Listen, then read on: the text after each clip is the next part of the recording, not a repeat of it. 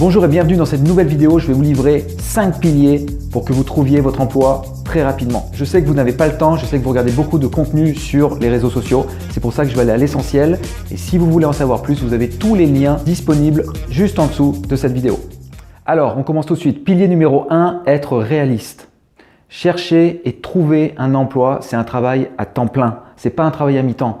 Ce n'est pas envoyer quelques CV par jour ou quelques CV par semaine qui vont vous donner l'accès à l'emploi que vous souhaitez, surtout en France. Alors arrêtez de vous questionner et entendre les gens qui disent « il n'y a pas de travail en France, vous ne trouverez pas, peu importe ce que vous allez faire, vous n'allez pas décrocher l'emploi que vous souhaitez ». C'est des bêtises. N'écoutez pas ces gens-là. Il ne faut pas les écouter. Moi, ce que j'en pense de tout ça, c'est qu'il y a du travail, il y a de l'emploi, il faut se donner les moyens et avoir une structure solide. Ce que je vous conseille, c'est concentrer votre énergie sur la solution et non sur le problème. Évidemment, vous êtes en recherche d'emploi. Moi, personnellement, j'ai été très souvent en recherche d'emploi et je ne me suis pas dit « ok, je vais pas trouver ». Non, je ne me suis pas dit ça. Je me suis focusé sur mes recherches et c'est exactement ce qu'il faut que vous fassiez. Donc là, tout de suite, j'ai envie de vous poser deux questions. Combien de candidatures spontanées avez-vous envoyées aujourd'hui, hier? Avez-vous étendu vos recherches géographiques? Est-ce que c'est oui ou est-ce que c'est non? Numéro 2, arrêtez de douter de soi.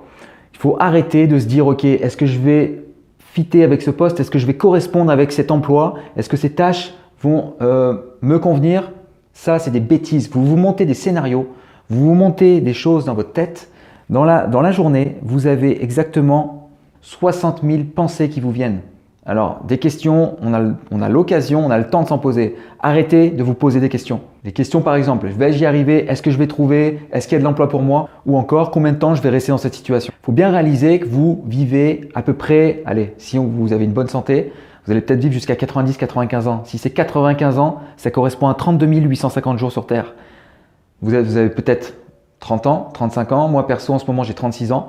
Je peux vous assurer que je me pose plus de questions. J'y vais, je fonce et c'est ce que je dis aux personnes que j'aide. Il faut arrêter d'imaginer ce que pensent les autres. C'est votre vie, c'est votre situation personnelle et professionnelle. Il faut y aller, il faut aller de l'avant, il faut foncer. Il ne faut pas attendre que ça tombe tout seul parce que ça n'arrivera pas. Donc là, ce que je vous conseille dans le deuxième pilier, c'est renforcer votre mental en méditant, par exemple. Vous avez plein de techniques de méditation et aussi faire du sport. Le sport, vous allez renforcer votre physique et là, vous allez arrêter petit à petit de douter en vous.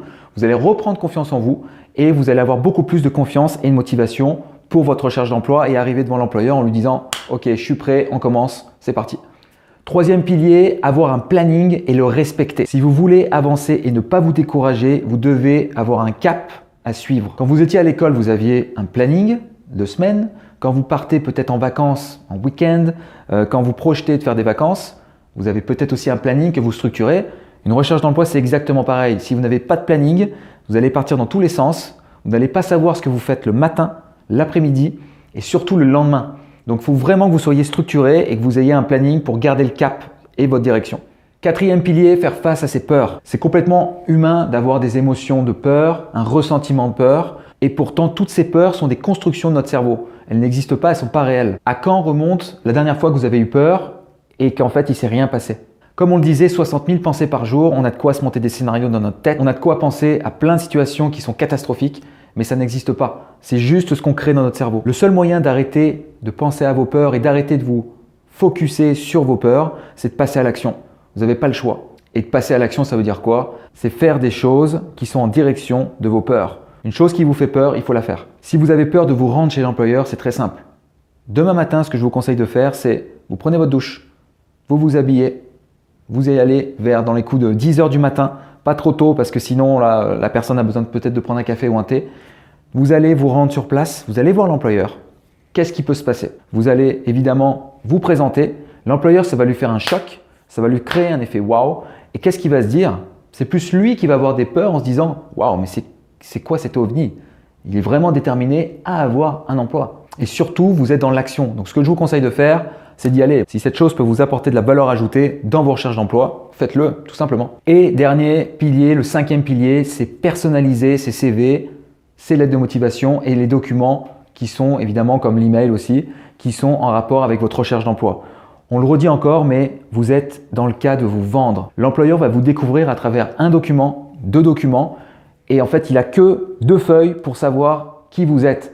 Donc, c'est clair que si vous ne les soignez pas, Vous n'allez pas faire une première bonne impression à l'employeur et peut-être qu'il ne va jamais vous rappeler. Donc ce qu'on cherche ici, c'est d'avoir des documents qui soient optimisés et qui soient clairs, rapides à lire. Donc là encore un exemple, si vous avez de l'expérience en charpenterie, dans le manuel, et si vous postulez, vous décidez complètement de changer de métier, et si vous voulez par exemple travailler dans les assurances, évidemment vous n'allez pas mettre que vous avez de l'expérience dans la charpenterie ou dans les métiers qui sont manuels en rapport avec ça. Ça ne fait aucun sens. Cette vidéo est terminée, j'espère que ça vous a plu. Si vous souhaitez aller dans le détail et aller plus loin, je vous invite à regarder les liens qui sont juste en dessous de cette vidéo et me contacter aussi sur info@blogtravail.com et je me ferai un plaisir de vous répondre sous 24 heures évidemment. Et dernière chose, n'hésitez pas à liker, commenter, dites-moi ce que vous en pensez et je vous réponds sous 24 heures à chaque fois, je vous le garantis. Salut, bonne recherche, prenez soin de vous.